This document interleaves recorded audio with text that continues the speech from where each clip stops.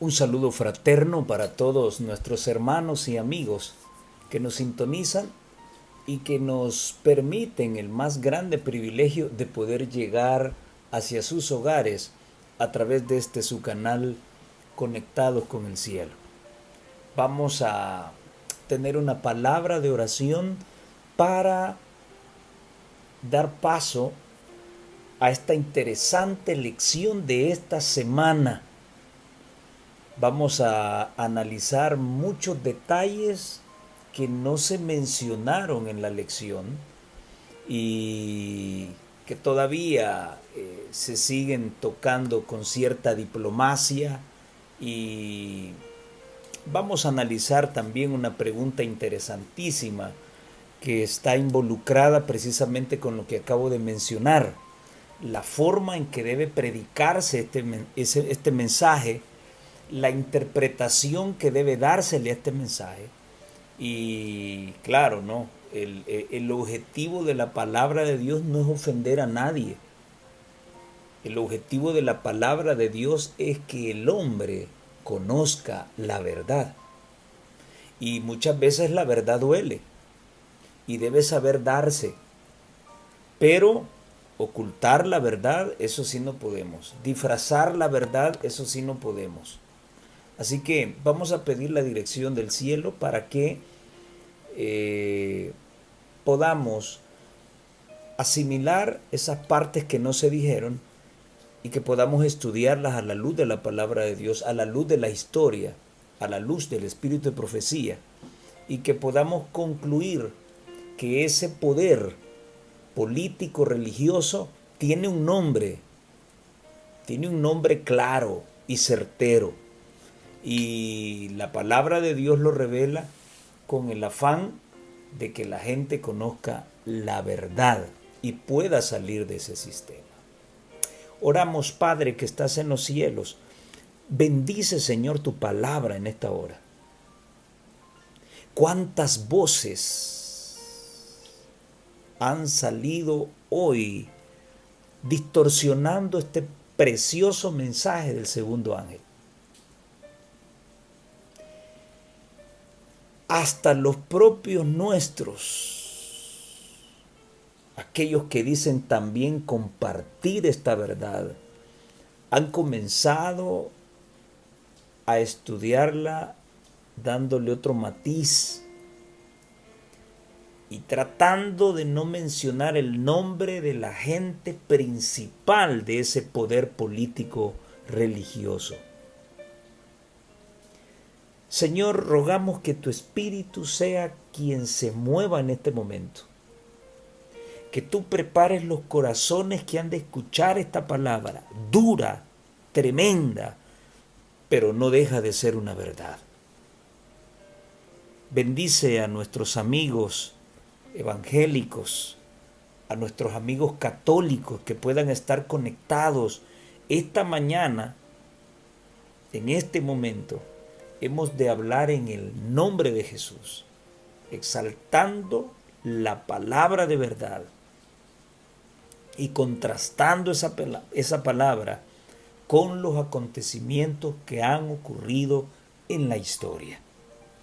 Ayúdanos, por favor. En el nombre de Jesús te lo pedimos. Amén y amén.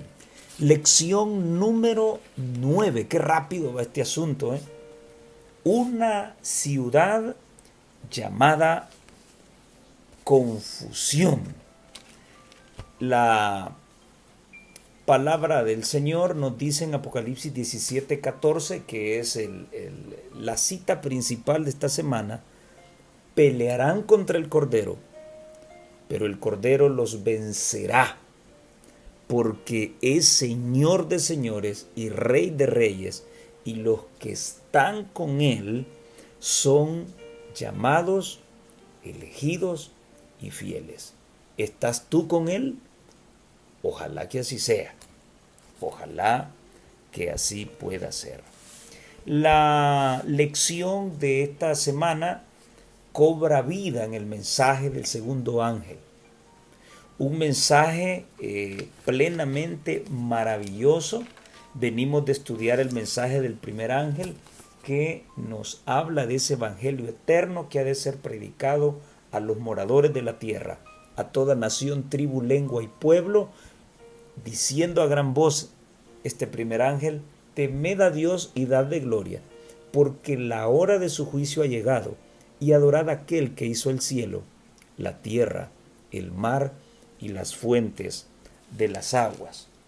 Y entonces hay un segundo ángel que le sigue diciendo directamente: ha caído Babilonia, la gran ciudad, porque ha dado de beber a todas las naciones del vino del furor de su fornicación. Vamos a explicar algunos elementos importantísimos que están allí metidos en la lección. Este mensaje del segundo ángel se ha contrastado, se ha combinado con el mensaje de Apocalipsis capítulo 17, en donde se nos habla de la gran ramera del Apocalipsis. Así que, teniendo como base el mensaje del segundo ángel, que habla de la caída de Babilonia, vamos a pasar a analizar algunos aspectos que están vinculados con la gran ramera. Y para empezar, comenzaremos analizando cuál es el significado de la palabra mujer en lenguaje profético. Y comenzaremos diciendo que la palabra mujer o una mujer en lenguaje profético significa dos cosas. La primera de ellas la encontramos en Ezequiel capítulo 23 y los versículos 2 y 4. Y la palabra de Dios dice: hijo de hombre, hubo dos mujeres, hijas de una madre. ¿Dos qué? Dos mujeres, hijas de una madre. Y se llamaban la mayor Ahola y su hermana Aholiba. Bueno, pues lógico, son dos mujeres. Dice su hermana, y son nombres de mujeres, las cuales llegaron a ser mías y dieron a luz hijos e hijas. Y ahora pongan mucha atención. Y se llamaron Samaria Ahola. O sea que esa mujer, una de esas hijas, la que se llamaba Ahola, representaba a Samaria, y Aholiba representaba a Jerusalén. Entonces, aquí se está hablando de dos mujeres que son hijas y son hermanas, y se están comparando ¿con quién? Con una ciudad. Muy bien, entonces una mujer en lenguaje profético representa una ciudad. Miqueas 4:10 nos dice: duélete y gime, hija de Sión, como mujer. ¿Quién era Sión? Una ciudad.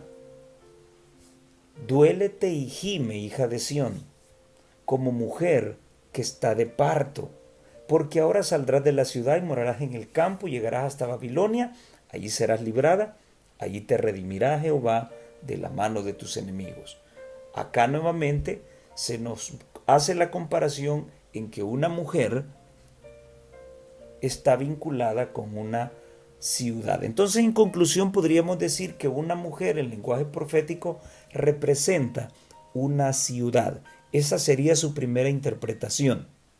La Biblia es su propio intérprete. En segundo lugar,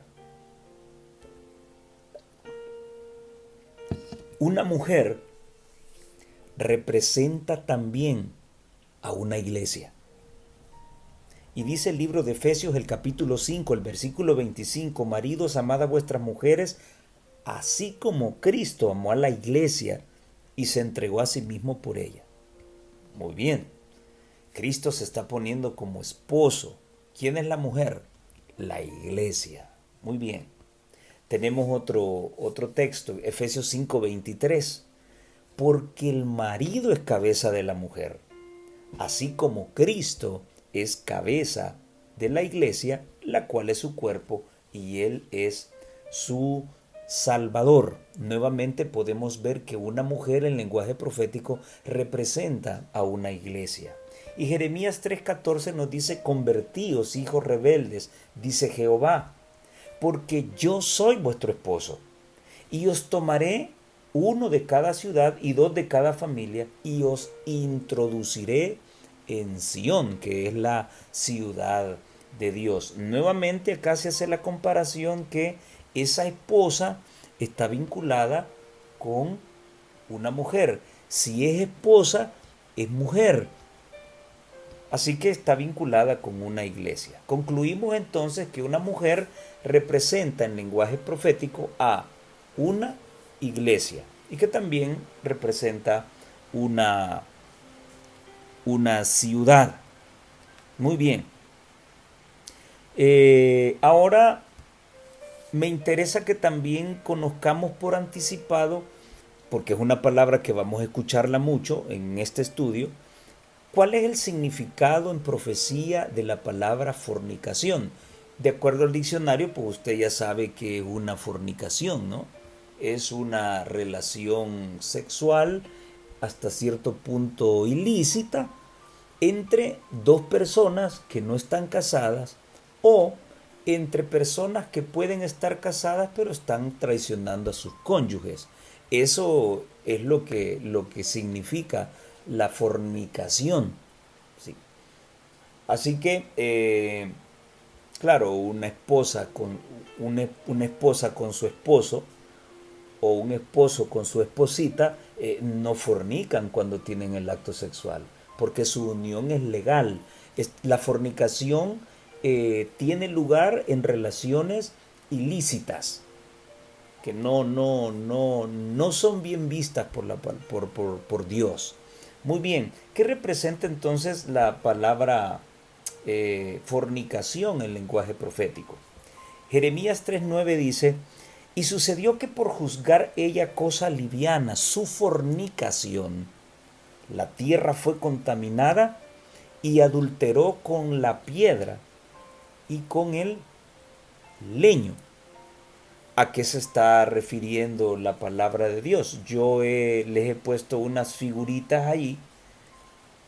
Esas figuritas corresponden a Diana de Éfeso, una diosa falsa con la que lidió el apóstol Pablo en su tiempo.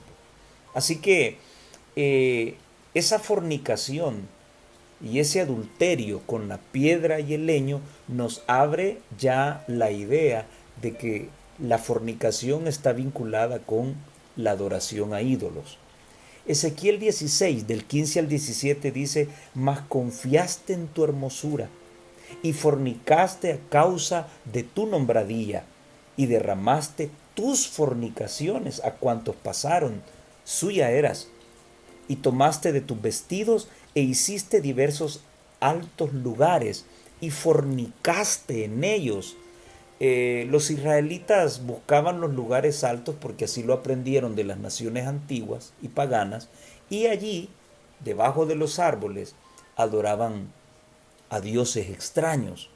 Así que la fornicación nos abre la idea de que acá se está relacionando con la adoración a ídolos. Cosa semejante no vendrá ni será así. Tomaste asimismo los vasos de tu hermosura, de mi oro y de mi plata que yo te había dado, e hiciste imágenes de hombre y fornicaste con ellas. Entonces, la palabra del Señor nos dice que la fornicación que se menciona en la Biblia es una fornicación espiritual que tiene que ver con la adoración de ídolos y que tiene que ver también con la función propia que el diccionario le da. O sea, una mujer, una prostituta, una mujer que graba videos pornográficos, tiene contacto sexual con uno o con dos personas al mismo tiempo o más o ocasionalmente. Esa es una relación ilícita. Entonces, De eso trata la fornicación espiritual, en donde la humanidad le dio la espalda al único Dios verdadero que es Jehová para adorar diferentes ídolos. Entonces, eso se lo reprochó mucho Dios a el pueblo de Israel, y por eso pues tuvieron muchos problemas con el Señor. Muy bien, la lección la he dividido en 4 partes. Vamos a comenzar estudiando a 2 mujeres que resumen el gran conflicto. Luego en la segunda parte vamos a analizar quién es Babilonia, a qué movimiento religioso representa.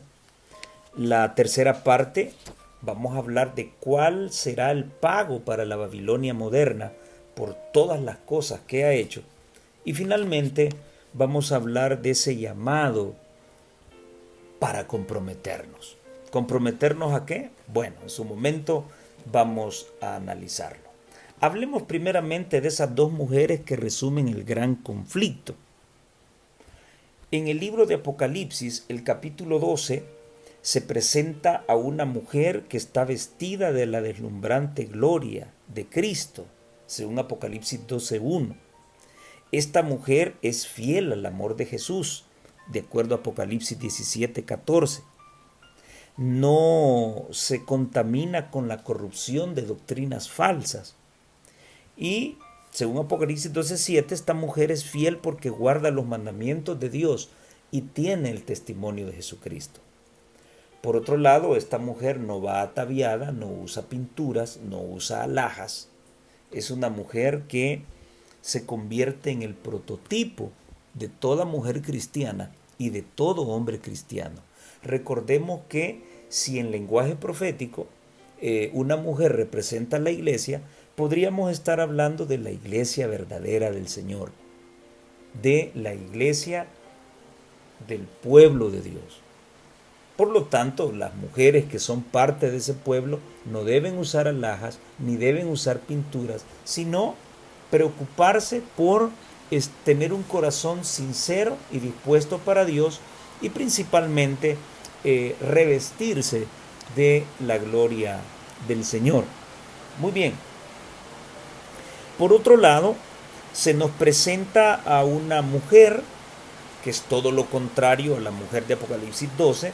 La característica de ella se encuentra en Apocalipsis 17, donde se nos dice que es una mujer, una ramera, va sentada sobre muchas aguas, ha fornicado con los reyes de la tierra, ha embriagado a los reyes con el vino de su fornicación, va sentada sobre una bestia escarlata que tiene 7 cabezas y 10 cuernos y llena de nombres blasfemos, va vestida de púrpura y escarlata, va adornada de oro, de piedras preciosas y perlas, tiene en la mano un cáliz de oro, el cual contiene las abominaciones y la inmundicia de su fornicación, tiene en la frente un nombre misterioso, es madre y además va ebria de sangre.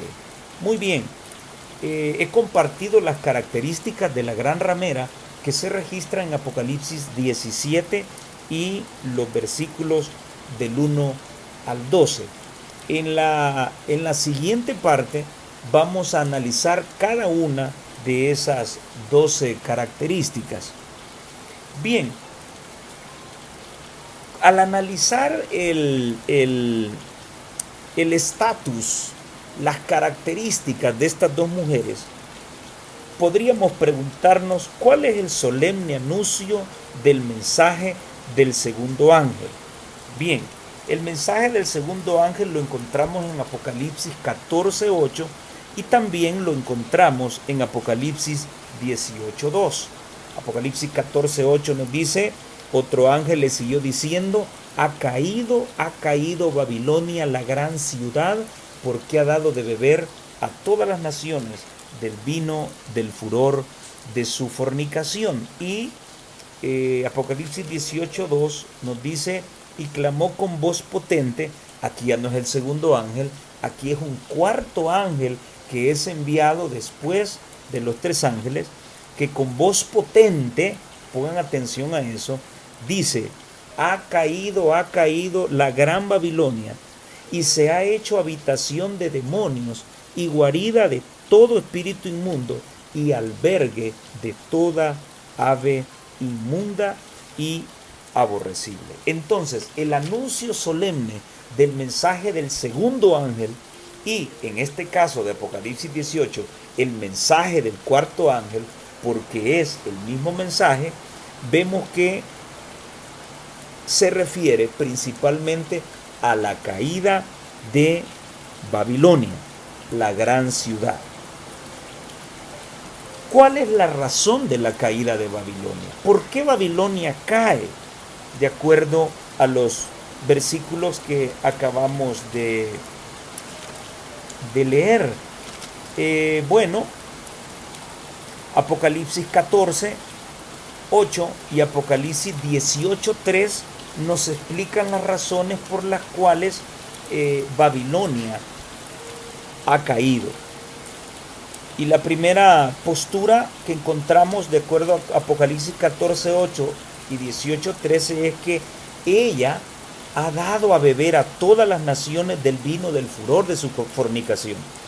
En segundo lugar, los reyes de la tierra han fornicado con ella. Y en tercer lugar, los mercaderes de la tierra se han enriquecido de la potencia de sus deleites. ¿Qué consecuencias trae para ella su caída? Y de acuerdo a Apocalipsis 18:2 encontramos que ella se ha hecho, una vez que ha caído, por haber embriagado a todas las naciones, por haber fornicado con los reyes de la tierra y porque los mercaderes se han deleitado con su potencia, entonces ella cae y se ha hecho habitación de demonios, se ha hecho guarida de todo espíritu inmundo, se ha hecho albergue de toda ave inmunda y aborrecible. En otras palabras, el espíritu de Satanás habita dentro de ella.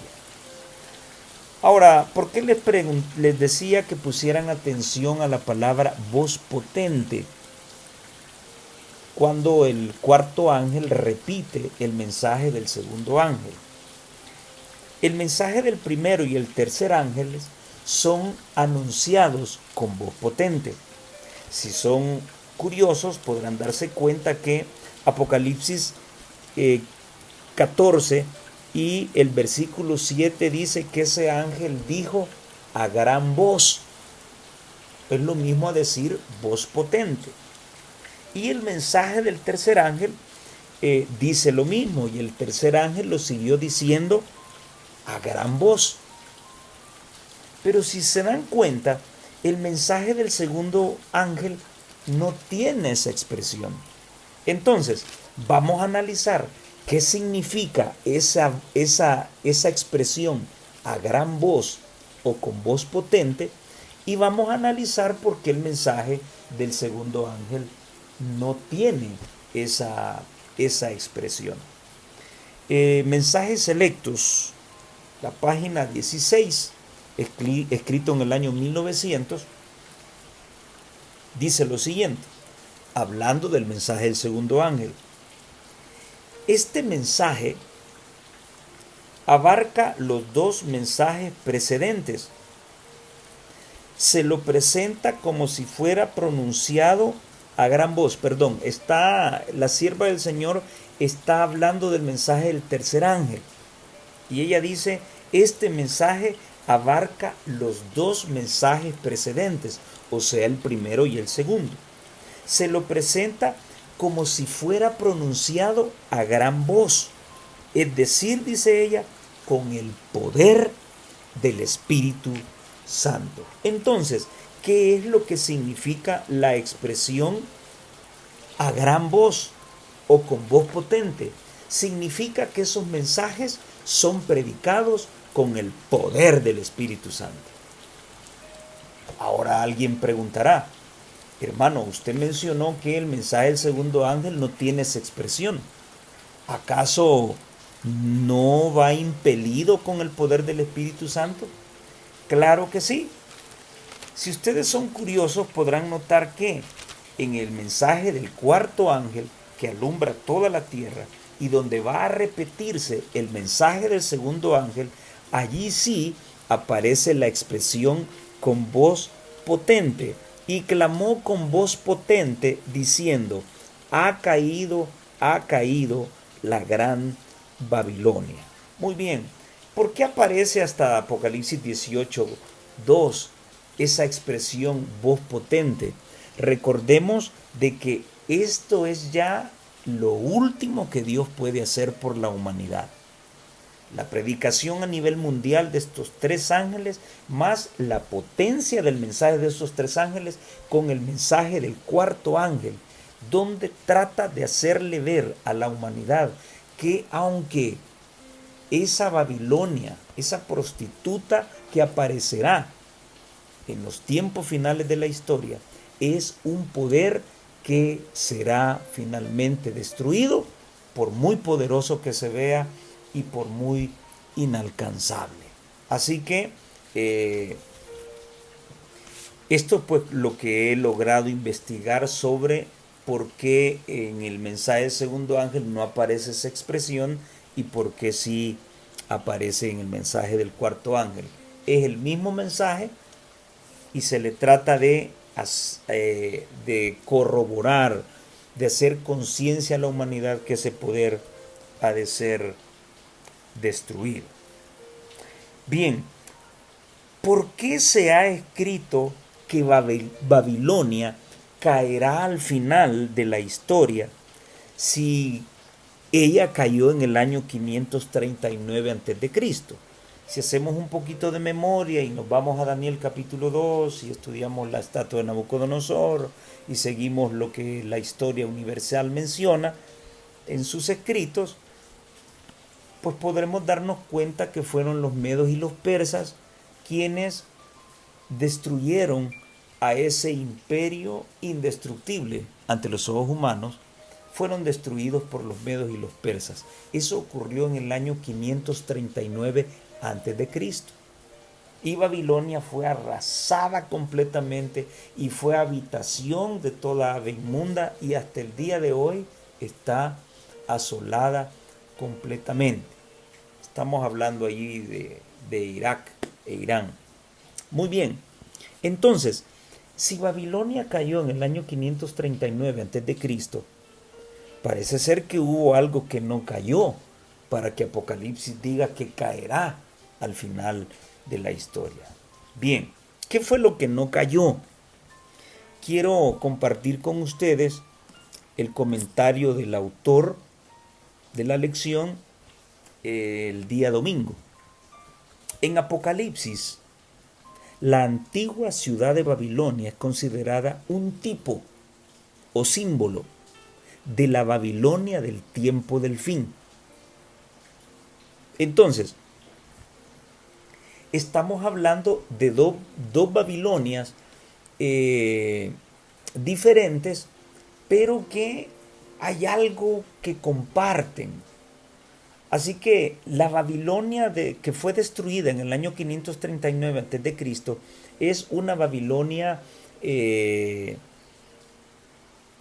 política, pero que su religión sobresalió tanto que la nación que la conquistó absorbió mucho de su religión. Luego vinieron los griegos, destruyeron a los medos y los persas y absorbieron su religión, y luego aparecieron los romanos y absorbieron también gran parte de las costumbres religiosas babilónicas. Entonces el autor nos menciona de que esta Babilonia es un tipo o símbolo de la Babilonia del tiempo del fin. En las profecías del Apocalipsis, Babilonia representa un sistema religioso falso. O sea que no estamos hablando de una Babilonia solamente política, estamos hablando de una Babilonia espiritual, religiosa, que tendrá características similares a la Babilonia del Antiguo Testamento. Los principios que guiaron a la antigua Babilonia serán la estructura que apuntale a la Babilonia moderna y espiritual. Entonces, ¿qué fue lo que no cayó de Babilonia? Babilonia cayó como imperio político, pero fue su religión la que se mantuvo latente a través de la historia. Pero no solamente hablemos de la Babilonia de Nabucodonosor, hablemos también de la Babilonia o la Babel de Nimrod. Allá inicia toda esta forma pagana de adorar y ya vamos a echarle un vistazo a esto. Entonces, fue la religión babilónica la que no cayó. Y finalmente de eso nos habla el libro de Apocalipsis. Finalmente caerá ese sistema falso de religión. ¿Y en qué consta ese sistema falso de religión? Jeremías 50 y el versículo 38 nos dice: sequedad sobre sus aguas y se secarán, porque es tierra de ídolos, refiriéndose a Babilonia. Todo el capítulo 50 de Jeremías habla acerca de la profecía sobre Babilonia. Esto está en Isaías 13 también. Y ella dice que, la Biblia dice que esa tierra babilónica es tierra de ídolos y se entontecen con imágenes. Así que la religión babilónica era una religión fundamentalmente llena de ídolos y de imágenes. Bueno, luego voy a mencionar de esto para no adelantarme a los hechos. ¿Cuál es esta religión? Iba a mencionar algo sobre el significado de imágenes y el significado de ídolos. Porque hay un sacerdote católico que hace una diferenciación de los dos para justificar que Dios no prohíbe las imágenes y sí los ídolos. Ya vamos a hablar un poco acerca de eso. ¿Cuál es esta religión apóstata entonces? Esta religión falsa que resurgirá con poder en el tiempo del fin. Eso vamos a analizarlo cuando lleguemos a la segunda parte. Quiero compartir con ustedes las palabras de la sierva de Dios. Siempre me gusta traer un pensamiento vinculado con la temática de la sierva del Señor para que lo que se está diciendo no se piense que es una idea personal. Y ese es el error que están teniendo muchos predicadores en este momento, especialmente pastores, que comienzan a hablar cosas fuera del mensaje que conocemos y lo hacen a criterio personal, porque usan la teología sistemática, porque usan la hermenéutica a su manera, sin tomar en cuenta el consejo de el profeta. Recordemos que hay una regla, y hoy en día solamente se habla de la hermenéutica y de tantas cosas, pero hay una regla: a la ley y al testimonio. Recordemos que antes no habían teólogos, los pioneros no fueron teólogos, así que hay una regla básica. No crea usted que porque no es teólogo no puede estudiar la palabra de Dios, ¿sí? A la ley y al testimonio. Los dos deben hablar. Si no hablan, no le ha amanecido. Dice la sierva del Señor: dos grandes poderes antagónicos se revelan en la última gran batalla. En un lado está el creador del cielo y de la tierra. Todos los que están a su lado llevan su sello, son obedientes a sus mandamientos. Al otro lado está el príncipe de las tinieblas, con los que han preferido la apostasía y la rebelión. Aquí está haciendo una diferenciación de esas dos mujeres que hemos estudiado, que representa una la iglesia verdadera y la otra a la iglesia falsa. Este es un tiempo solemne y terrible para la iglesia. Los ángeles ya están ceñidos, así como Ezequiel capítulo 9, esperando el mandato de Dios para derramar sus copas de ira sobre el mundo. Los ángeles destructores están por emprender la obra de la venganza porque el Espíritu de Dios se está retirando gradualmente del mundo. Es el mismo escenario de Ezequiel 9, donde el Espíritu de Dios voló y fue a colocarse al oriente. Es la misma expresión. Y cuando eso ocurrió, Dios dio la orden al ángel con tintero de escribano para que fuera y sellara a los siervos de Dios. Y después que fueron sellados, se le dio la orden a los verdugos para que destruyeran la ciudad, desde el más chiquito hasta el más viejo. Es el mismo escenario. El Espíritu de Dios se está retirando gradualmente del mundo. Satanás también está preparando sus fuerzas del mal, saliendo a los reyes de la tierra en todo el mundo para reunirlos bajo su bandera y prepararlos para la batalla de aquel gran día del Dios Todopoderoso. Satanás hará enormes esfuerzos para obtener el dominio en el último gran conflicto. Se sacarán a la luz principios fundamentales y habrá que tomar decisiones con respecto a ellos. El escepticismo está prevaleciendo por todas partes, la impiedad abunda, la fe de los miembros de la iglesia será probada en forma individual, como si no hubiera otra persona en el mundo. Esto se encuentra en el tomo 7 del Comentario Bíblico Adventista, las páginas 993 y la 994. Esto es solemne e interesante. La fe será probada individualmente.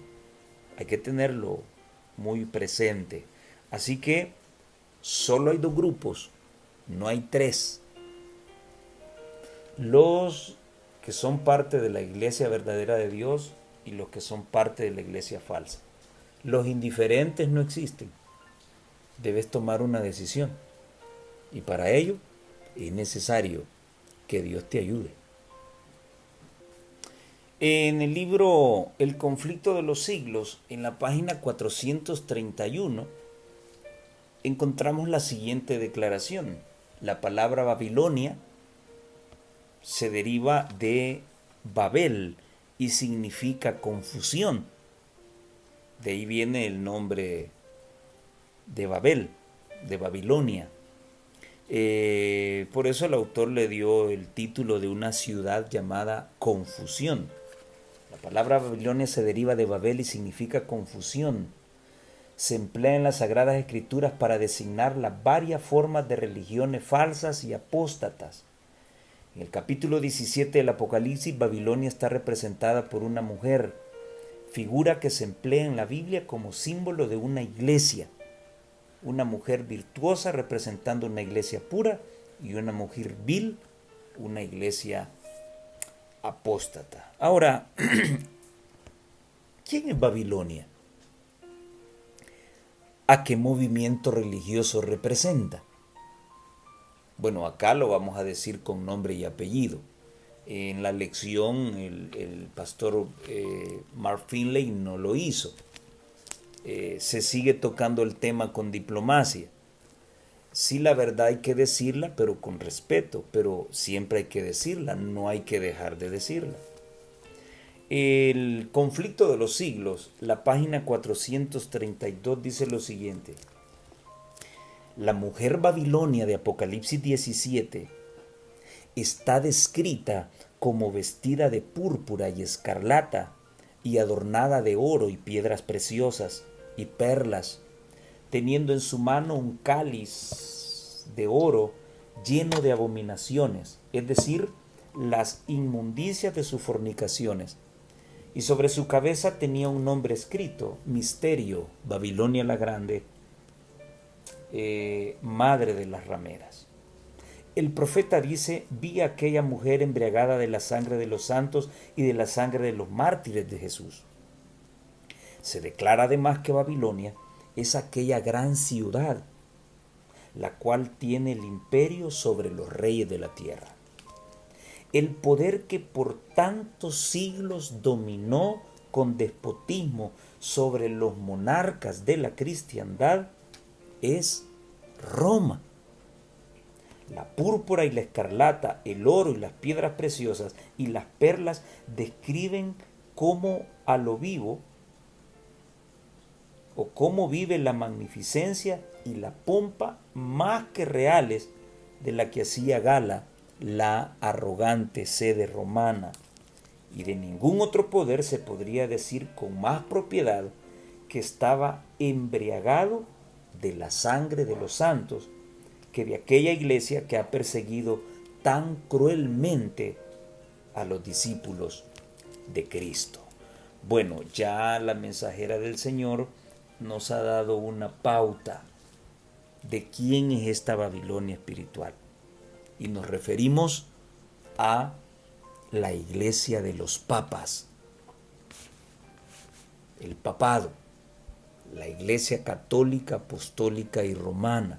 Y vamos a dar las claves de esto. Hagamos un poco de historia. En el libro de Génesis, el capítulo 11 y el versículo 4, encontramos la historia del levantamiento de la Torre de Babel. Recordemos que la tierra había sufrido un diluvio universal y esa torre fue creada para que los hombres buscaran protección de un nuevo diluvio. Eso significa ponerse en contra de los planes de Dios. El versículo 4 del capítulo 11 dice que los hombres dijeron: vamos, edifiquémonos una ciudad y una torre cuya cúspide llegue hasta el cielo, y hagámonos un nombre por si fuéramos esparcidos sobre la faz de toda la tierra. Esa cuestión de hacer una gran torre y hacerse un nombre se parece a un evento que ya había existido en la historia y que surgió en el corazón de Satanás. Y en Isaías, el capítulo 14 y el versículo 13, precisamente Satanás dijo lo siguiente: tú que decías en tu corazón, subiré al cielo, en lo alto, junto a las estrellas de Dios levantaré mi trono, y en el monte del testimonio me sentaré a los lados del norte. El verdadero rey del norte es Dios, pero hay un falso rey del norte, y este es el papado. Ahora, el deseo de Nimrod fue el mismo deseo de Satanás. Quería esa cúspide enorme y poner su trono en lo alto. Esa es la Babilonia de Nimrod. Siglos más tarde apareció la Babilonia de Nabucodonosor. ¿Cómo podemos ver que el orgullo de Satanás lo llevó a desear ser igual a Dios? Nimrod tenía el mismo deseo y Nabucodonosor también tenía el mismo deseo. En Daniel capítulo 4 y el versículo 30, la palabra de Dios dice lo siguiente: habló el rey y dijo, es Nabucodonosor el que va a hablar, ¿no es esta la gran Babilonia? Oiga, ¿cómo le llama? La gran Babilonia, ¿sí? La misma gran ramera, el espíritu de la misma gran ramera de Apocalipsis 17. ¿No es esta la gran Babilonia que yo edifiqué para casa real con la fuerza de mi poder y para gloria de mi majestad? Tremendo. Y en la Babilonia del tiempo del fin, o la Babilonia moderna, o la Babilonia de los papas romanos, encontramos el mismo espíritu también. Dentro de unos minutos voy a pasar a explicar o a demostrar que esas características de la gran ramera de Apocalipsis 17, del 1 al 6, casan a perfección con el papado romano. Ahora, esto puede demostrarse a la luz de Daniel 2, Daniel 7, Daniel 8, Daniel 9, Daniel 11 y Apocalipsis capítulo 17 y 2 Tesalonicenses capítulo 2, cuando habla de que Cristo no vendrá sin que antes venga la apostasía y aparezca el hombre de pecado, el hijo de perdición, haciendo alusión al Papa de Roma. No solo a uno, sino a todos los que han existido. a todos. Ahora, este poder es muy arrogante. Vean lo que dice Apocalipsis capítulo 13 y versículo 4. Y adoraron al dragón que había dado autoridad a la bestia. La primera, en Apocalipsis 13 se mencionan dos bestias. La primera representa al papado, ahí hay otras características, y la segunda representa a los Estados Unidos de Norteamérica, que actuarán en consorcio juntamente con las iglesias evangélicas que le den la espalda al evangelio. Buscarán alianza con el Estado y entonces vendrá una ley dominical obligatoria para el mundo. Pero ese es otro tema que de seguro vamos a tocar más adelante. Ahorita lo que quiero hacer ver es que el mismo sentimiento de Satanás lo tuvo Nimrod en la Babel antigua, lo tuvo Nabucodonosor en el imperio neobabilónico y también lo tiene el papado. Y adoraron al dragón que había dado autoridad a la bestia y adoraron a la bestia, diciendo: ¿quién como la bestia y quién podrá luchar contra ella? Para el catolicismo romano, al igual que las Babilonias antiguas, la de Nimrod, la de Nabucodonosor, la idolatría a las imágenes es la base de su culto. Ya les leí Jeremías 50:38. Y hoy voy a leerles Jeremías 51. Bueno, voy a repetirles Jeremías 50 por si hay algún amigo católico que quiera tomar nota. Jeremías 50, el versículo número 38. Sequedad sobre sus aguas y se secarán, porque es tierra de ídolos y se entontecen con imágenes. Vea que no dice nada bonito con adorar imágenes. Jeremías 51, versículo 17 dice: todo hombre se ha infatuado y no tiene ciencia. Se avergüenza todo artífice de su escultura, porque mentira es su ídolo, no tiene espíritu. Vean que indiferentemente Dios, para señalar que es una abominación este asunto, mezcla indefinidamente o mezcla definidamente imágenes, esculturas e ídolos. Así que el asunto es que usted adore imágenes, adore ídolos, adore esculturas. Si usted busca en el diccionario va a encontrar una relación en los términos. Así que el padre Luis Toro se equivoca al demostrar que son conceptos diferentes y él enseña que Dios no dice nada de las imágenes. Dios habla en contra de tener ídolos. Pero ya vamos a mencionar algo importante con la ley de Dios con respecto a esto. Se avergüenza todo artífice de su escultura, porque mentira es su ídolo, no tiene espíritu, o sea, no tiene vida. Y el versículo 47 de Jeremías 51 dice: por tanto, he aquí vienen días en que yo destruiré los ídolos de Babilonia, y toda su tierra será avergonzada, y todos sus muertos caerán en medio de ella. ¿Qué opina la Biblia con respecto a las imágenes para ser adoradas? Eso es lo que Dios puntualiza.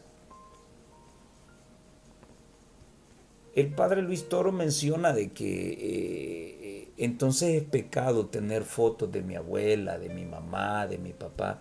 No, la Biblia no está hablando de eso. Usted puede tener las fotos de quien quiera, pero el problema es que cuando usted ya le enciende una candelita y se arrodilla delante de esa imagen, usted le está rindiendo adoración. A eso se refiere el Señor. Ya lo vamos a leer. ¿Qué opina el Señor con respecto a adorar imágenes? El libro de Deuteronomio, el capítulo 28. Vamos a leer varias citas. Usted puede ir tomando nota. Deuteronomio capítulo 28 y el versículo 64. Y Jehová te esparcirá por todos los pueblos, desde un extremo de la tierra hasta el otro extremo.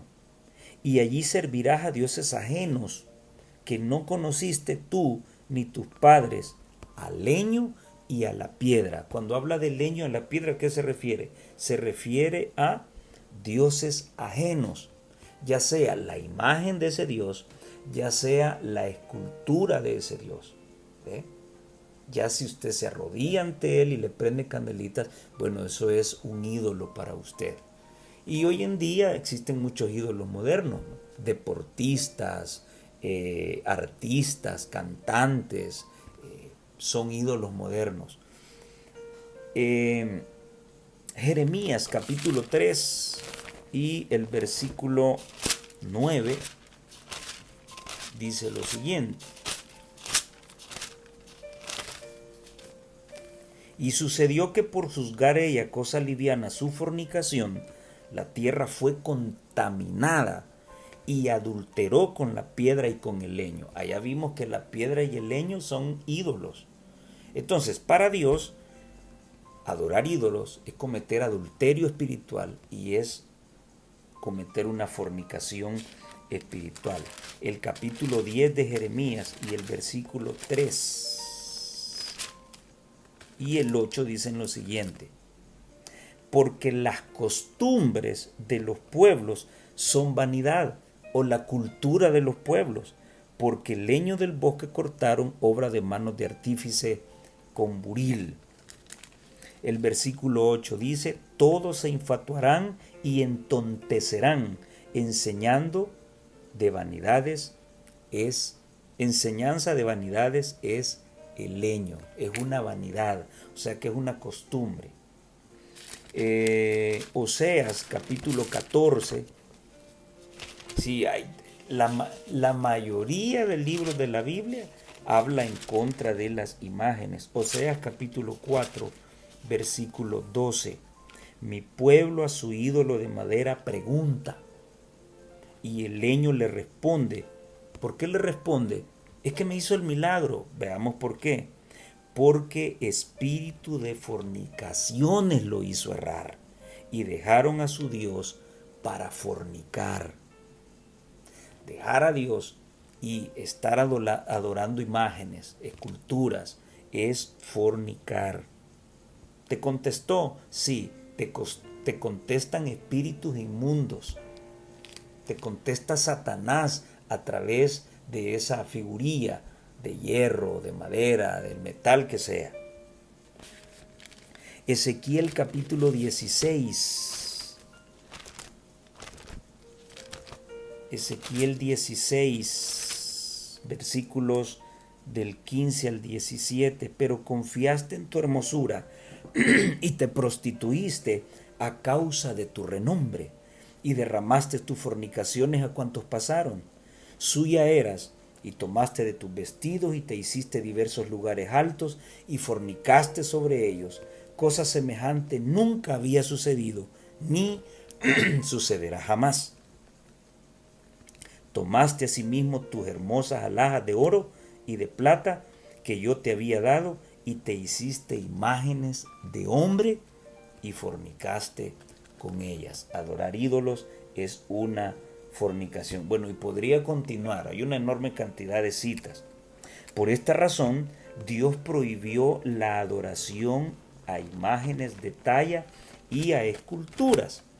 Y eso está plasmado en el segundo mandamiento de la ley de Dios, que está en el capítulo número 20 de Éxodo y el versículo número 4, donde el Señor prohíbe el uso de imágenes. No te harás imagen ni ninguna semejanza de lo que está arriba en el cielo, ni abajo en la tierra, ni en las aguas debajo de la tierra. Ahora, aquí viene la parte complementaria. No te inclinarás ante ellas, ni las honrarás, porque yo soy Jehová tu Dios, fuerte, celoso, que visito la maldad de los padres sobre los hijos hasta la tercera y cuarta generación de los que me aborrecen.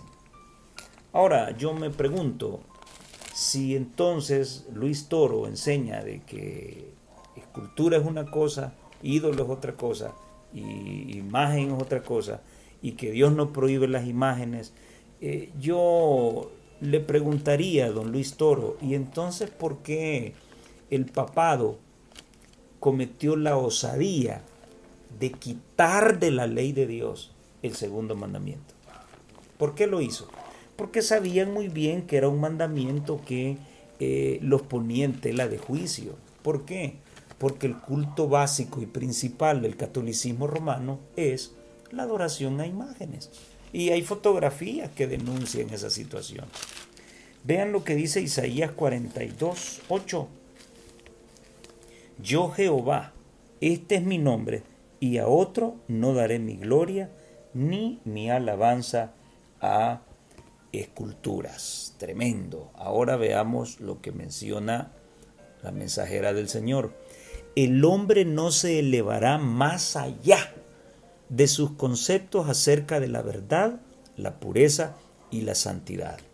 Lo hizo Satanás, lo hizo Nimrod, lo hizo Nabucodonosor y lo han hecho todos los papas romanos.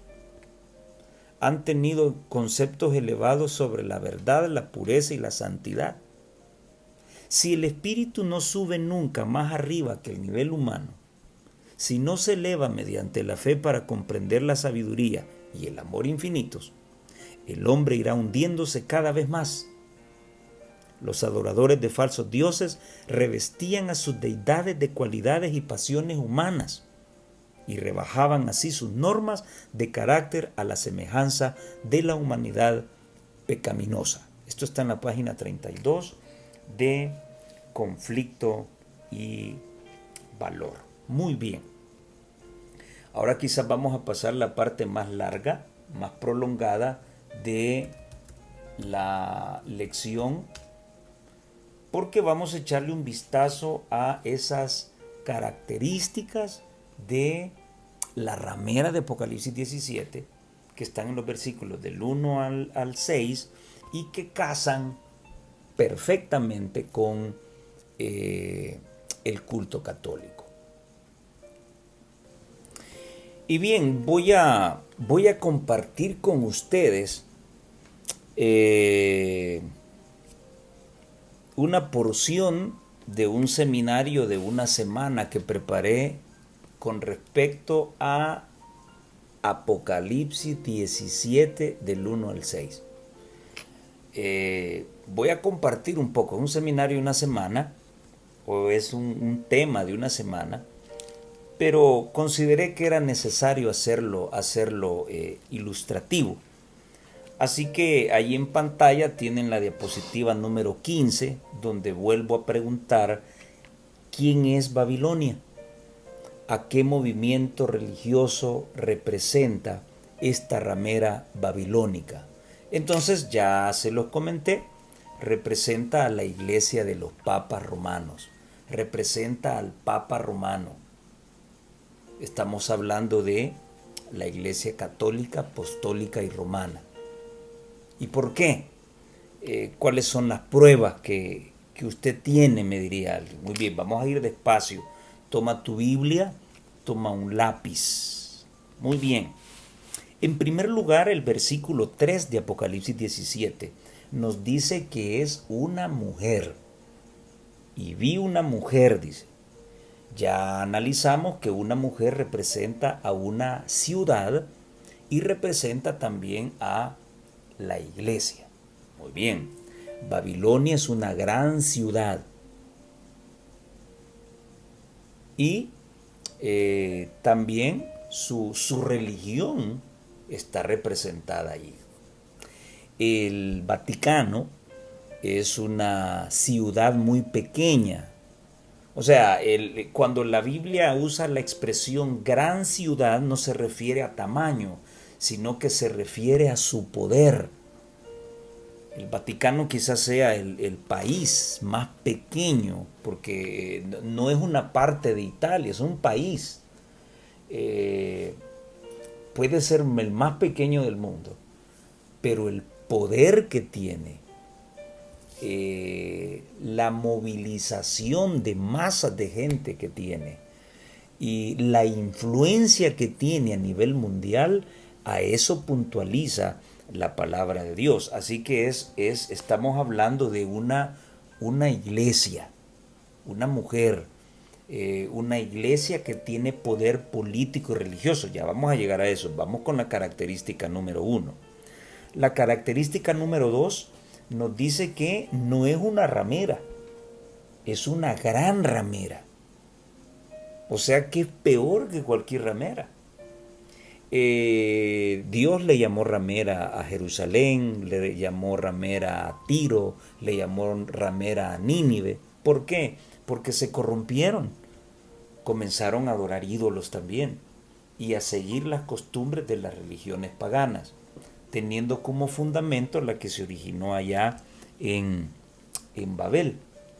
La palabra de Dios dice: ven, te mostraré el juicio de la gran ramera. Ella ostenta ser igual a Dios y tener potestad sobre el mundo. El conflicto de los siglos, la página 56 dice: el apóstol Pablo, en su segunda carta a los tesalonicenses, predijo la gran apostasía que había de resultar en el establecimiento del poder papal. Declaró respecto al día de Cristo: ese día no puede venir sin que venga primero la apostasía y sea revelado el hombre de pecado, el hijo de perdición, el cual se opone a Dios y se ensalza sobre todo lo que se llama Dios o que es objeto de culto, de modo que se siente en el templo de Dios ostentando que Él es Dios. Y ella cita 2 Tesalonicenses 2, 3 y 4. Y además el apóstol advierte a sus hermanos que el misterio de iniquidad, oiga usted, misterio, está ya obrando. Ya en aquella época veía él que se introducían en la iglesia errores que prepararían el camino para el desarrollo del papado. Primero hubo apostasía y luego apareció el papado. Y lo mismo ocurrirá en los tiempos finales de la historia. Muchos apostatarán de la verdad y esto abrirá camino para que el papado surja con poder nuevamente. De un modo casi imperceptible, dice la página 57, las costumbres del paganismo penetraron a la iglesia cristiana. El espíritu de avenencia y de transacción fue coartado por algún tiempo por las terribles persecuciones que sufriera la iglesia bajo el régimen del paganismo. La conversión nominal a Constantino a principios del siglo IV causó gran regocijo y el mundo, disfrazado con capa de rectitud, se introdujo en la iglesia. Desde entonces la obra de corrupción progresó rápidamente. El paganismo, que parecía haber sido vencido, vino a ser el vencedor. Su espíritu dominó a la iglesia, sus doctrinas, ceremonias y supersticiones se incorporaron a la fe y al culto de los que profesaban ser discípulos de Cristo. Y vean qué interesante lo que dice esta diapositiva 20. Este convenio entre el paganismo y el cristianismo dio por resultado, oiga usted lo que dio como resultado la unión entre el paganismo y el cristianismo, dio como resultado el desarrollo del hombre de pecado, predicho en la profecía, como oponiéndose a Dios y exalzándose a sí mismo sobre Dios. Ese gigantesco sistema de falsa religión es obra maestra del poder de Satanás, un monumento de sus esfuerzos para sentarse él en el trono y reinar sobre la tierra según su voluntad. Más claro no puede estar este asunto. La tercera característica dice que esta ramera va sentada sobre muchas aguas. ¿Qué significan las muchas aguas? Apocalipsis 17:15, voy a leer la versión católica Nácar Colunga, dice: me dijo, las aguas que ves sobre las cuales está sentada la ramera son los pueblos, muchedumbres, naciones y lenguas. Da la apariencia que va sentada sobre las gentes, pero a la Biblia se refiere al hecho de que tiene dominio sobre ellas, tiene poder de convocatoria sobre ellas. Bueno, ustedes podrán ser testigos de todo lo que ocurre en la plaza principal de la Santa Sede cuando el Papa se dirige a la multitud. Eso está topadísimo de personas. Va sentado entonces sobre muchas aguas. La cuarta característica dice que ha fornicado con los reyes de la tierra. Bueno, a través de la historia, en la realeza, cuando se ha coronado un rey, como ustedes pueden verlo allí en la diapositiva 23, los papas, o por lo menos un representante del clero romano católico, siempre ha estado presente en la coronación de un rey. Y así como antaño, en la actualidad, cuando habla a ex cátedra a través de Naciones Unidas, tiene una admiración esplendorosa por parte de los presidentes y los grandes de la tierra. Ahí vemos su vínculo en la diapositiva 25, el vínculo que tiene con los presidentes del mundo.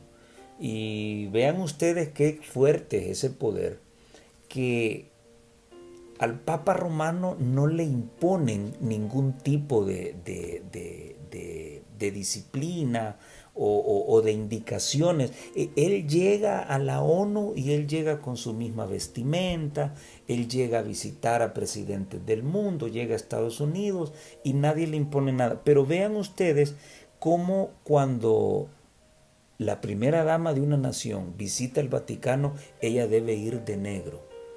Vean cómo le rinden pleitesía los presidentes del mundo. No recuerdo en este momento quién fue la presidenta que desafió la tradición porque no llegó de negro, sino que llegó vestida de otro color. Vean el gran poder que tiene este sistema. A eso es lo que se refiere la palabra de Dios. La página 379 del Conflicto de los Siglos dice: se acusa además a Babilonia de haber tenido relaciones ilícitas con los reyes de la tierra.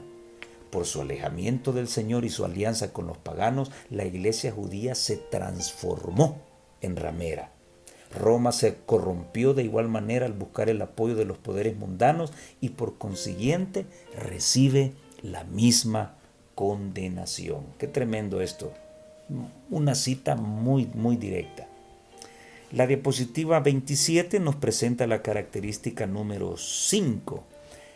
Ha embriagado con su vino a los moradores de la tierra. ¿Qué representa el vino en lenguaje profético? Muy bien, vamos a verlo. Miren lo que dice Isaías 28, 7 y 9. Voy a ponerte la evidencia bíblica y luego voy a ponerte la evidencia del espíritu de profecía. Mas también estos erraron con el vino. ¿Quiénes son estos? Ya lo va a mencionar. Y con la sidra. Erraron con el vino y con la sidra se entontecieron. ¿Quiénes? El sacerdote y el profeta erraron con la sidra. Fueron trastornados del vino, aturdiéronse con la sidra, erraron en la visión y tropezaron en el juicio. Cuando Dios mató a los hijos de Abraham, a Nadab y Abiú, Dios le dio las indicaciones a Aarón de que cada vez que sus hijos se acercaran a servir, y cualquier sacerdote se acercara a servir en el templo, no debía beber ni vino ni sidra. Para dos cosas. La primera, para poder discernir entre lo santo y lo profano. Y lo segundo, para poder tener el juicio correcto para enseñar los mandamientos de Dios al pueblo. Y sigue diciendo el versículo 8. Vean que por haber bebido vino, erraron el juicio, erraron la visión. Porque todas las mesas están llenas de vómito y suciedad hasta no haber lugar limpio. Entonces, si tenemos líderes religiosos emborrachados, vean la pregunta: ¿a quién se enseñará ciencia? ¿O a quién se hará entender doctrina? Si no puede hacerle entender la sana doctrina porque está embriagado, ¿qué doctrina es la que enseña? Bueno, falsas doctrinas. La idolatría en la Biblia está involucrada con ese vino. Ciertamente has rechazado a tu pueblo, a la casa de Jacob, dice Isaías 2:6, por estar llena de adivinos y hechiceros, como los filisteos, y haber pactado con los extranjeros. Adorar imágenes, adivinos, hechiceros, todo eso es abominación para Dios. Y todo eso es parte de ese vino. Se han hecho señalamientos puntuales a Roma, donde se ha hablado de pactos satánicos, misas satánicas, hechicería, santería. La página 438 y 439 del Conflicto de los Siglos dice: esta copa embriagadora con que brinda al mundo representa la falsa doctrina que ha aceptado como resultado de su unión ilícita con los magnates de la tierra. La amistad con el mundo corrompe su fe y a su vez Babilonia ejerce influencia corruptora sobre el mundo, enseñando doctrinas que están en pugna con las declaraciones más claras de la Sagrada Escritura. Entonces, ese vino con el que ha embriagado al mundo son las falsas doctrinas con las que ha contaminado a todas las naciones. En sexto lugar, la diapositiva 31 nos muestra que va sentada sobre una bestia.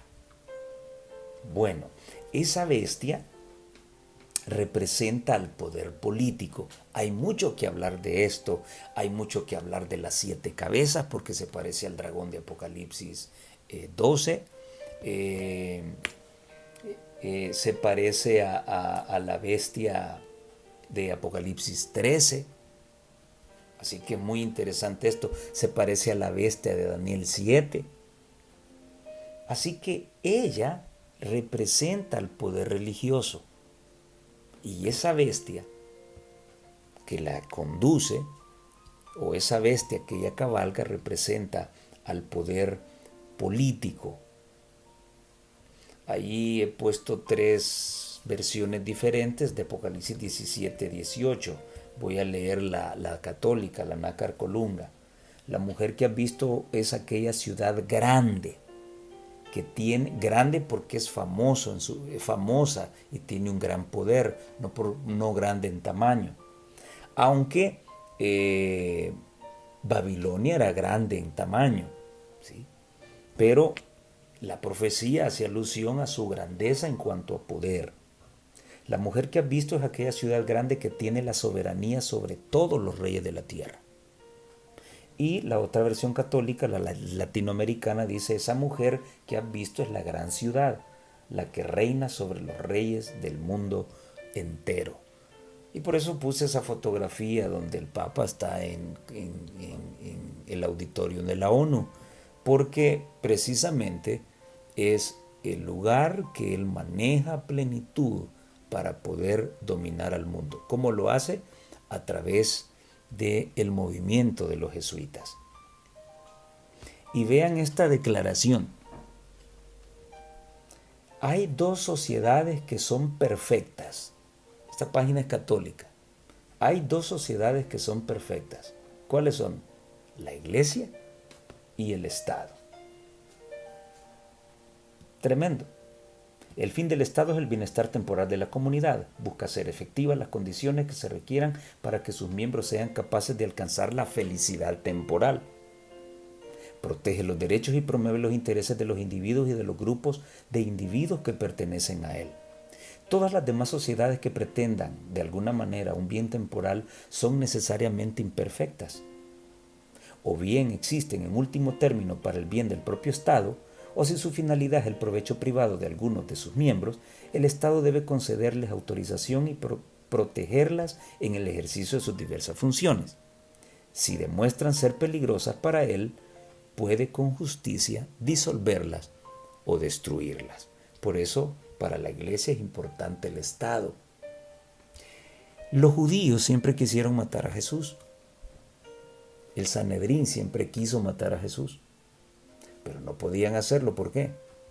porque ese era un asunto religioso, no político. Así que para poder matar a Cristo se aliaron con el poder civil y entonces tuvieron los medios necesarios para poder matar a Cristo. Lo acusaron que él se autollamaba el rey de los judíos. Oh, la palabra rey ya indica un tinte político. De esa manera le fue más fácil al Sanedrín acabar con Cristo. De igual manera, la iglesia, para que tenga dominio, tendrá que unirse al Estado, porque ella sola nadie le hace caso. Los evangélicos no le hacemos caso. A mí no me interesa lo que el Papa diga, ¿sí?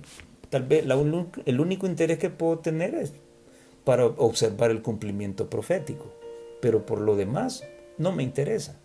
Sí, pero para que llegue a interesarme un día, entonces él se unirá al Estado y va a convertirlo en ley, y entonces ahí sí ya me puede obligar. Entonces esta bestia representa entonces tres cosas: poder ideológico, poder político y el poder directo de Satanás. Bien, la séptima característica está en la diapositiva 36. Va vestida de púrpura y escarlata. Y vean que los colores que he puesto allí, o el color donde está la leyenda del punto número 7, es el color púrpura.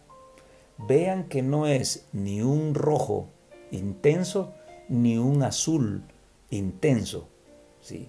Es como un rojo degradado o un azul degradado. Algunos han llegado a confundirlos. Vean ustedes ahí la diferencia de colores.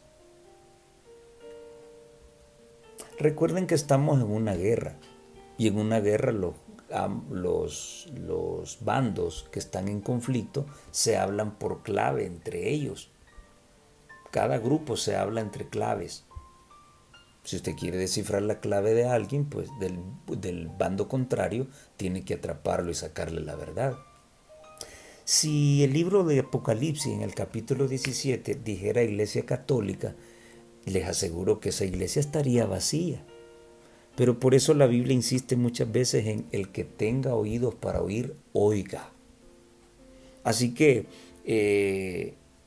el Señor nos está hablando por claves para que entendamos de qué poder se está refiriendo su palabra. Bueno, ¿qué importancia tiene esto? Fíjense que en la diapositiva 38 les he puesto lo que dice Números 15, 37 al 41, donde el Señor le dice a su pueblo que para que tengan presente siempre su ley, para no abrogarla ni pisotearla, ellos debían hacerse un cordoncito de color azul. Y cada vez que estuvieran a punto de pecar, al ver el cordoncito azul, debían acordarse de ser fiel a la ley de Dios. Dice la historia de la redención, la página 1872,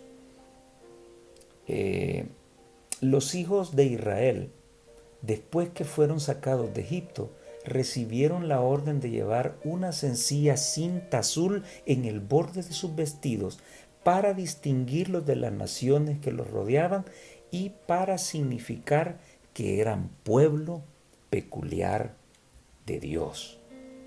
Ahora, ¿qué es lo que define la prostitución religiosa? La prostitución religiosa la define la violación a la santa ley de Dios. Porque si usted sigue un evangelio prostituido, eso significa que ese evangelio está en pecado, está en contraste con Dios. Así que en la Biblia el rojo está vinculado con el pecado. También está vinculado con la sangre de Cristo. Pero contextualizándolo en esta profecía, el rojo es símbolo de pecado y el azul es símbolo de obediencia. Al unir ese rojo y ese azul, va a darle el color que tiene la sangre coagulada o la sangre de un muerto, una sangre azulada, ¿sí? O sea, tiene un rojo desteñido y un azul desteñido. En este caso es el símbolo de la desobediencia y de la rebelión. ¿Qué mensaje más grande tiene esto? No hay otra iglesia que se vista de púrpura y escarlata, solamente la Iglesia Católica. Ahora, una cosa es que yo me vista de azul porque así me gusta y me ronca la gana. Y otra cosa es que me use el azul porque así está estipulado en la guía de procedimientos religiosos, que en el caso de ello es el asunto del derecho romano. La profecía dice en la característica 8 que va adornada de oro, de piedras preciosas y de perlas. Por favor, pongan atención a esas 4 cositas. Oro, piedras preciosas, a esas 3 cosas, perdón. Oro, piedras preciosas y perlas. Porque así están mencionadas en los estatutos católicos sobre las prendas que deben utilizar los jerarcas. Bien, en la tiara papal hay un aro de lino, tela de oro. Hay una colmena circular formando bueno, es interesante ver también el símbolo de la colmena utilizado en el satanismo y que también está impregnado en algunas partes de algunos templos católicos. Y esta corona papal tiene la forma de una colmena. Esa tiara es de oro, está decorada con joyas, son las partes que yo les he subrayado, y todas van ricamente enjolladas y llevan incrustaciones o decoraciones de oro y bordadas con hilos de oro. Muy bien, ¿se equivocó la profecía al señalar a un poder que usaría en sus ropajes el oro? Oro, oro, oro, ¿verdad que no? ¿Hay alguna otra denominación religiosa que usa oro en sus vestimentas? La diapositiva 43 nos revela que la cruz que usa en el pecho va ricamente adornada ¿con qué? Con piedras preciosas. Vean que lo estoy sacando de una página católica. Oros, piedras preciosas y perlas. Exactamente así como está escrito en la profecía.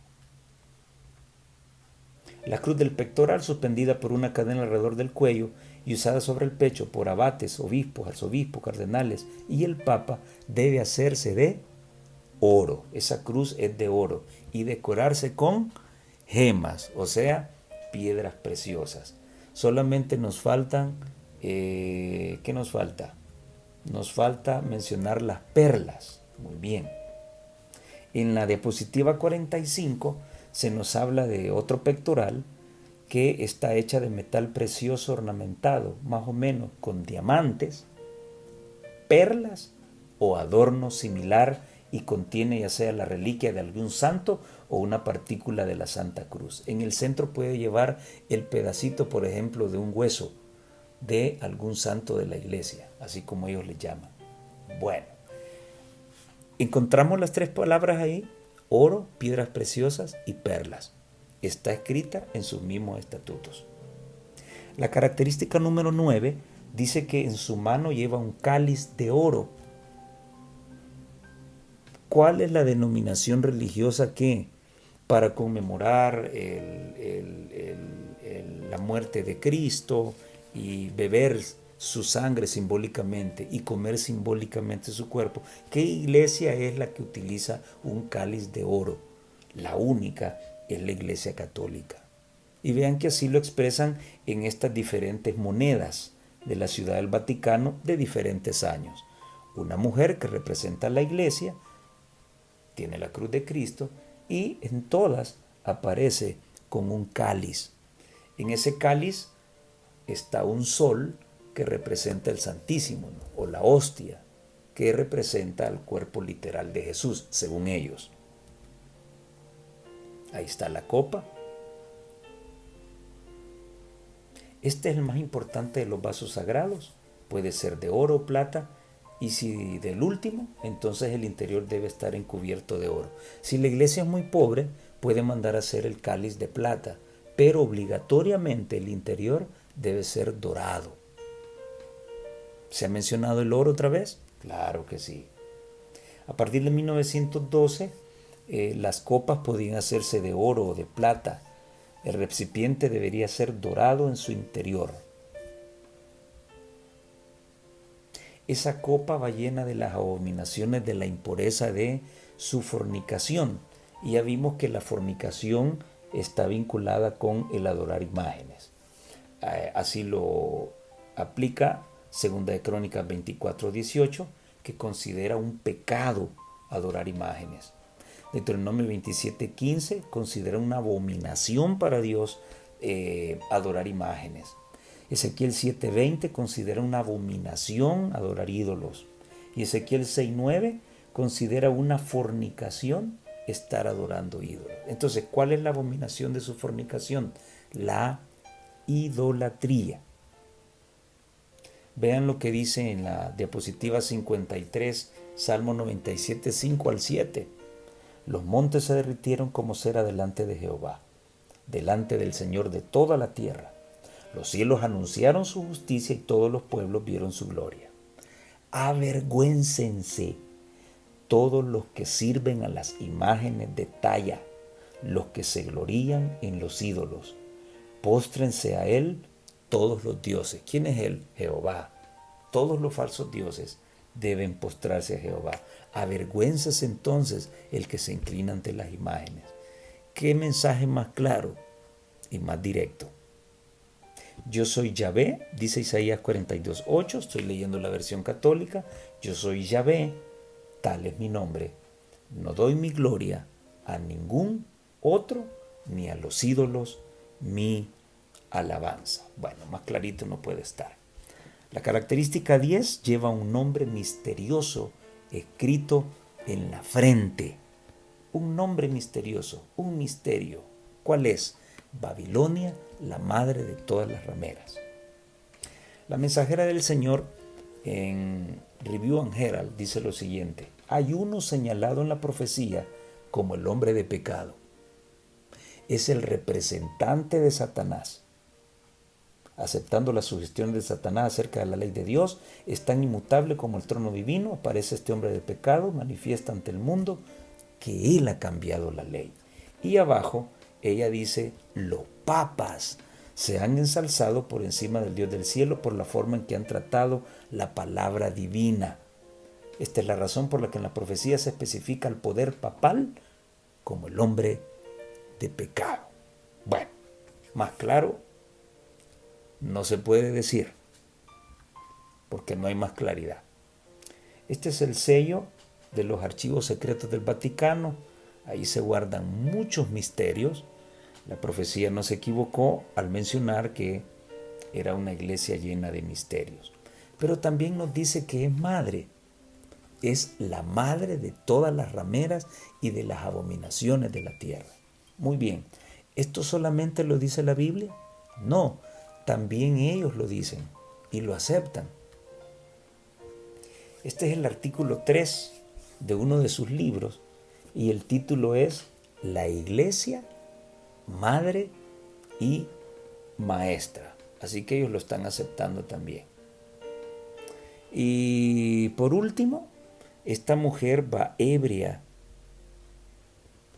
No solamente ha embriagado al mundo, sino que ella también va ebria, pero no va ebria con su propio vino, va ebria con la sangre de los santos del Altísimo. Ya apartaremos un tiempo para hablar de eso. ¿Y cuál es la iglesia que en la Edad Media persiguió al pueblo de Dios? Los mormones, los testigos de Jehová, las asambleas de Dios, los bautistas. Fue la Iglesia Católica, Apostólica y Romana la que instauró el Tribunal del Santo Oficio, la Santa Inquisición, para perseguir a todos aquellos que no pensaran como ella. Increíble.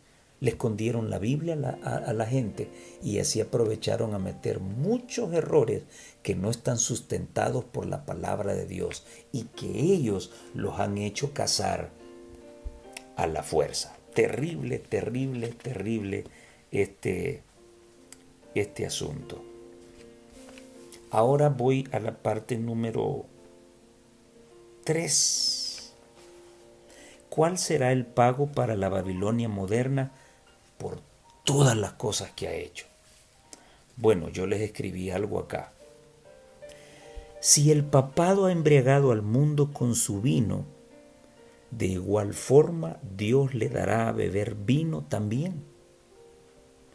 Nuevamente se aplica lo que se le acreditó en su herida de muerte y que se registra en Apocalipsis 13:10, donde dice que el que lleva en cautividad va en cautividad. El que a espada mata, a espada debe morir. En este caso le podríamos decir al papado, el que a vino mata, con vino debe ser muerto. Y vean lo que dice Apocalipsis 18:6, porque así como ella ha embriagado a las naciones con su vino, entonces el Señor también va a darle de su propia medida. También Dios tiene un vinito para ella. Apocalipsis 18:6 dice, darle a ella como ella os ha dado, y pagarle doble según sus obras. En el cáliz en que ella preparó bebida, prepararle a ella el doble. Tremendo eso. Y si no quiere beber, y si Roma no quiere beber la bebida, bueno, entonces el mensaje de Jeremías, capítulo número 25 y el versículo número 28 debe cumplirse a plenitud. Jeremías 25 y el versículo 28. Vean lo que dice.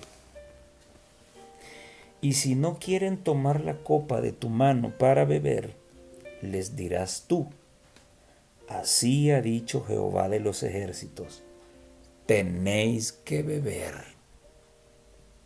Así que este falso poder, esta falsa iglesia, tiene que beber la copa que Dios ha preparado para ella. Lo auténtico antecede a lo falso. El vino que salva y renueva se encuentra en la preciosa sangre de Cristo, según Lucas 22:20. El vino que embriaga, embrutece, extravía y destruye está en la mano de la ramera religiosa del papado romano. Sus falsas doctrinas y enseñanzas se han esparcido por todo el mundo, produciendo embriaguez e incapacidad para discernir lo santo de lo corrupto. Pero ella va ebria también, pero no de su propio vino, sino de la sangre del pueblo de Dios. ¿Con la sangre de quienes ella va embriagada? Vean lo que dice Apocalipsis capítulo 17 y el versículo número 6. Vi a la mujer ebria de la sangre de los santos y de la sangre de los mártires de Jesús. ¿Quiénes son?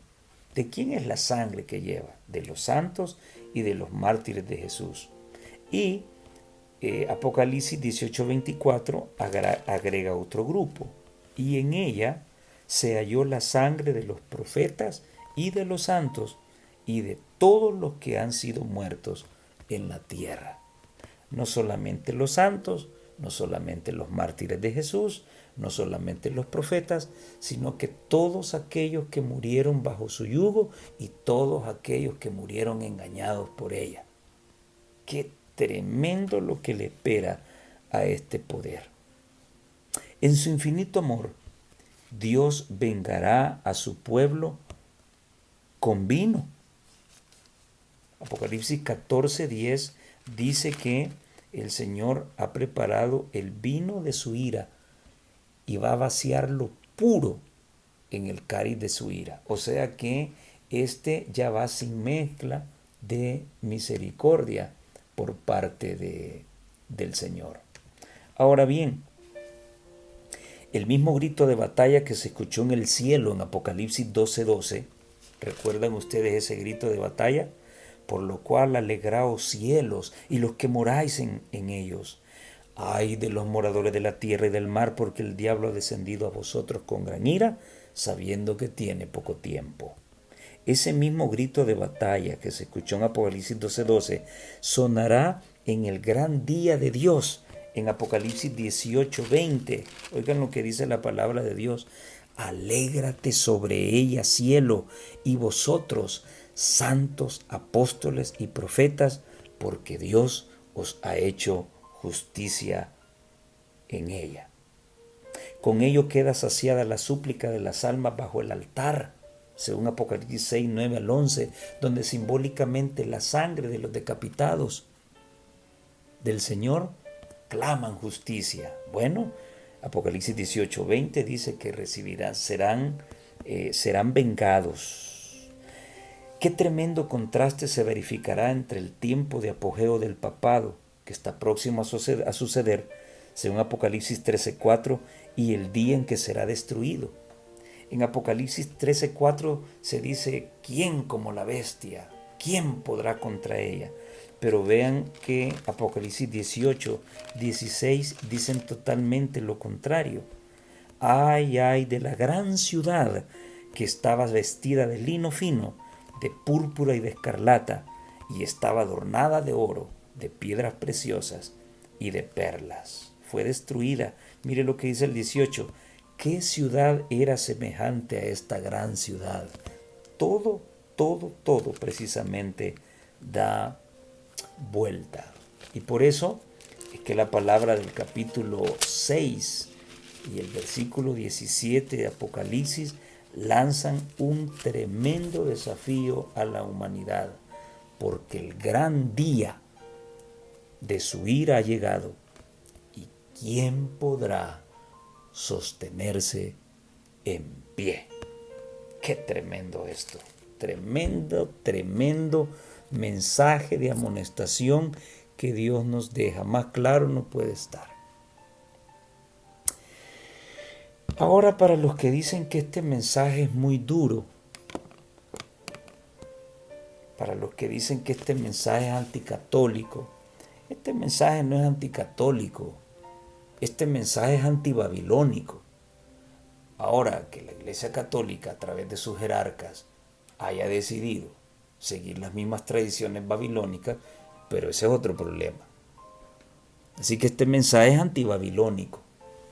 Y para los que dicen que es peligroso y no debe predicarse, oigan lo que dice Testimonios para la Iglesia, tomo 6. Nuestra lucha es agresiva. Cosas terribles están delante de nosotros, si más bien sobre nosotros. Que nuestras oraciones asciendan a Dios para que los 4 ángeles puedan retener aún los 4 vientos, que no soplen para hacer daño y destruir, hasta que la última amonestación se haya dado al mundo.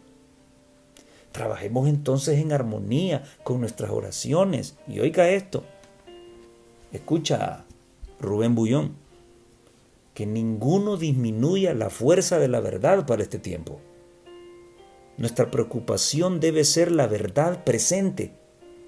El mensaje del tercer ángel debe cumplir su obra de separar de las iglesias a un pueblo que se sostendrá sobre la plataforma de la verdad eterna. Nuestro mensaje es de vida o muerte. ¿Cómo nuestro mensaje? De vida o muerte. Y debemos permitir que aparezca tal como es el gran poder de Dios. Debemos presentarlo en toda la fuerza de su expresión. Entonces el Señor lo hará efectivo. Es nuestro privilegio esperar grandes cosas, aún la demostración del Espíritu de Dios. Este es el poder que convertirá el alma. Se acabó la lección y no nos dijeron quién era la bestia. Por eso es que me tomé la responsabilidad de hacer este estudio un poquito más largo y demostrar que es el papado y su iglesia falsa. No es una ofensa, es nuestro mensaje, está en Apocalipsis, hay que darlo. Y si no se da, ¿cómo la gente va a conocerlo? Yo aquí no me estoy burlando, no lo estoy diciendo con alegría, lo digo con tristeza. Porque Dios no hubiese querido que las cosas llegaran a tal punto. Por eso tiene un pueblo sobre esta tierra para poder compartir el mensaje de verdad. Y quiero terminar leyendo las palabras del autor registradas en el día miércoles. Cristo es el fundamento sólido sobre el que se construye su iglesia. Esta iglesia se basa en las enseñanzas de su palabra y es el Espíritu quien la guía. Al contrario, Babilonia, como hemos visto, se cimenta en las enseñanzas y las tradiciones hechas por el hombre. Cualquier líder religioso que sustituya la voluntad revelada de Dios en las Escrituras por las opiniones o las tradiciones humanas. ¿Estás oyendo, Rubén? ¿Estás oyendo, Arnaldo? ¿Polanco? Cualquier líder religioso que sustituya la voluntad revelada de Dios en las Escrituras por las opiniones o las tradiciones humanas, o prefiera a estas últimas por encima de la Biblia, básicamente está fomentando la confusión babilónica. Y yo le agregaría a Pastor Mark Finley que no solamente fomenta la confusión babilónica, sino que es parte de ella también, así como muchos jesuitas infiltrados que yo conozco. Tremendo esto. Termino con esto que les escribí acá. En la época de la Babilonia de Nabucodonosor, la iglesia y el Estado eran uno solo.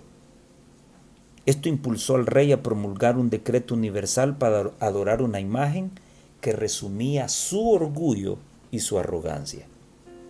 En los últimos días de la historia de este mundo, la iglesia y el Estado volverán a unirse, y esa fusión permitirá al papado, con la ayuda de Estados Unidos y las iglesias protestantes que se aparten de la verdad, para adorar una imagen que resume el orgullo, la rebelión y la arrogancia del papado romano, pues se creerá Dios y terminará por invalidar los 10 mandamientos. Muy bien. Cuando esto suceda, ¿cuál será tu decisión? Mira lo que dice la página 92 del libro Maranata, El Señor viene. Cuando llegue el tiempo de la prueba, los que hayan seguido la palabra de Dios como regla de conducta serán dados a conocer. ¿Quiénes? Los que hayan seguido la palabra de Dios como regla de conducta. Que el espíritu de persecución se encienda, y entonces los tibios e hipócritas vacilarán y abandonarán la fe. ¿Quiénes son los que van a abandonar la fe cuando se levante la persecución? Los tibios e hipócritas. Pero el verdadero cristiano permanecerá firme como una roca, con más fe y esperanza que en días de prosperidad. Bueno, ojalá que no seas tú un tibio o un hipócrita, que nada más te estás aprovechando del evangelio y estás viviendo las formas de la religión. Por eso se necesita la persecución, porque ésta le va a infligir temor y miedo al tibio y al hipócrita. Pero el que realmente está sostenido y fundado en la palabra, ese va a tener más fe que la que tenía hoy. Tremendo. Y finalmente, el autor de la lección dice, debido a que ya hemos visto que Dios tiene personas fieles en Babilonia, ¿por qué debemos tener cuidado en nuestra manera de hablar sobre el tema? ¿Y por qué debemos tener cuidado de no juzgar a las personas individualmente, a diferencia del sistema en sí? Bueno, no quiero dar mi opinión personal, Pastor Mark Finley. Quiero que la sierva del Señor hable en la página 237 de Maranata, el Señor viene. Los que poseen la verdad como ha sido revelada por Jesús no deben aprobar, ni aun con su silencio, la obra del misterio de iniquidad, o sea, la obra del papado. Jamás dejen de dar la nota de alarma. No hay que ocultar la verdad, no hay que negarla ni disfrazarla, sino que hay que presentarla plenamente y proclamarla con osadía. Discúlpeme, pastor, si aquí difiero con usted, pero esta verdad no se debe ocultar ni aún con mi silencio. Entiendo que a lo que usted se refiere es al respeto, correcto. Hay una responsabilidad como hijos del Señor, al igual que Jesús. Jesús presentó la verdad con respeto, sin ofender. El papado es lo que la Biblia dice que es: la ramera del Apocalipsis, el anticristo, el hijo de perdición, el representante de Satanás. Eso lo da a entender la palabra de Dios. No es un criterio personal adventista, no es un criterio de este servidor, está escrito y se puede analizar a la luz de las profecías en diferentes aristas. Pero la verdad tiene que decirse. Y en lo particular, cuando doy este tema, yo no juzgo individualmente a nadie. Y amigo católico que me escuchas, la profecía señala un sistema, no te señala a ti. Más adelante veremos quizá el mensaje del cuarto ángel, pero te lo puedo adelantar. Apocalipsis 18:4 dice: salid, se oyó una voz.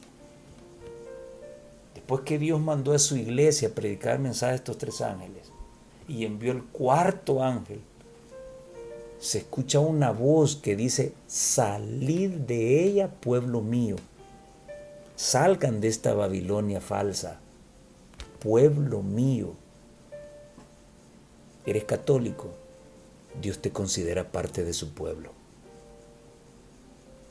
Eres evangélico, Dios te considera parte de su pueblo. Pero es que ya lo soy, me podrías decir. Mientras sigas adorando a Dios en un día falso, no eres parte del pueblo de Dios. Así como aquel que guarda el verdadero día de reposo, pero no lo guarda como Dios lo pide, tampoco es del pueblo de Dios.